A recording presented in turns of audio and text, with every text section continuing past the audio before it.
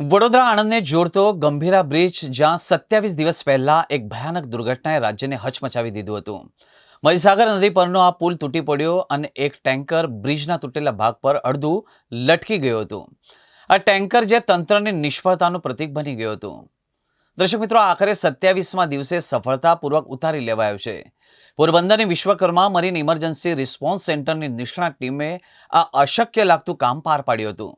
2 high tech airbags અને કેપ્સ્યુલની મદદથી ટેન્કરને ઊંચું કરી દોરડા વડે બ્રિજના સુરક્ષિત ભાગ પર ખેંચી લેવાયું હતું.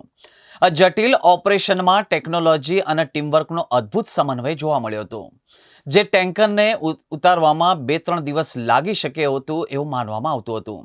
તેને એરબેગ્સની નવીન ટેકનોલોજીની મદદથી ઝડપથી ઉતારી લેવામાં આવ્યું હતું.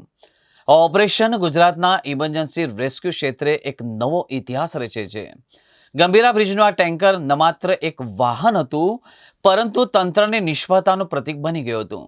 આ સફળ ઓપરેશનની ન માત્ર ટેન્કર ઉતાર્યું, પરંતુ લોકોનો વિશ્વાસ પણ પાછો જીત્યો છે.